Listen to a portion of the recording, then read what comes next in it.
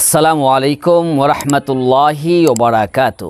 সুপ্রিয় দর্শক ও শ্রোতামণ্ডলী, কাছে ও দূরে, দেশ ও প্রবাস থেকে যে বা যারা আজ আমাদের ভিডিওটি দেখতেছেন, সবাইকে আন্তরিক শুভেচ্ছা ও মোবারকবাদ। শুরু করছি আজকের আলোচনা। আজকের আলোচনার বিষয় হচ্ছে ঈমান। ঈমান কাহাকে বলা হয়?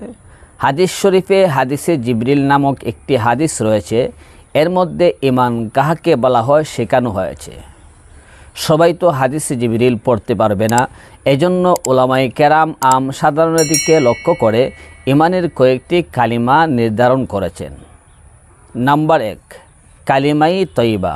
এর মানে হলো পবিত্র বাক্য, লা ইলাহা ইল্লাল্লাহ মুহাম্মাদুর রাসূলুল্লাহ। অর্থ হচ্ছে আল্লাহ ছাড়া কোনো মাবুদ নেই, হযরত মুহাম্মাদুর রাসূলুল্লাহ সাল্লাল্লাহু আলাইহি ওয়াসাল্লাম হচ্ছেন আল্লাহ তাআলার বান্দা এবং রাসূল। 2 নাম্বার, কালিমায়ে শাহাদা, আশহাদু আল্লা ইলাহা ইল্লাল্লাহ ওয়া আশহাদু আন্না মুহাম্মাদান আবদুহু ওয়া রাসূলুহু। এর অর্থ হচ্ছে আমি সাক্ষ্য দিচ্ছি যে আল্লাহ ছাড়া কোনো মাবুদ নেই। আমি আরও সাক্ষ্য দিচ্ছি যে হযরত মুহাম্মাদুর রাসূলুল্লাহ সাল্লাল্লাহু আলাইহি ওয়াসাল্লাম আল্লাহ তাআলার বান্দা এবং রাসূল।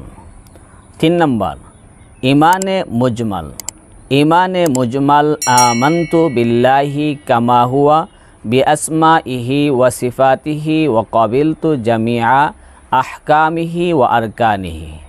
এর অর্থ হচ্ছে আমানতু বিল্লাহ, আমি আল্লাহ তাআলার উপর ঈমান আনলাম, কামা হুয়া, তিনি যেমন করে আছেন, বিআসমাইহি, এবং তার নাম সমূহের উপর, ওয়াসিফাতিহি, এবং তার সিফাতসমূহের উপর, ও কাবিলতু জামিআ আহকামিহি ও আরকানিহি, এবং আমি তার সকল বিধিবিধান কবুল করে নিলাম। ঈমানে মুফাসসাল, বিস্তারিত ঈমান।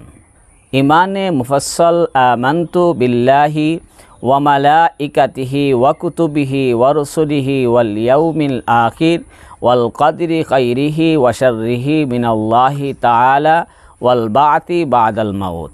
ঈমানে মুফাসসাল, আমানতু বিল্লাহি, আমি ঈমান আনলাম আল্লাহ তাআলার উপর, ওয়া মালাইকাতিহি, তার ফেরেশতাগণের উপর, ওয়া কুতুবিহি, তার কিতাবসমূহের উপর, ওয়া রুসুলিহি, এবং তার রাসূলগণের উপর, ওয়াল ইয়াউমিল আখিরি ওয়াল কদরি খাইরিহি ওয়া শাররিহি মিনাল্লাহি তাআলা, ভালোমন্দ যা কিছু হয় সব আল্লাহ তাআলার পক্ষ থেকে হয়, তার উপর ঈমান আনলাম।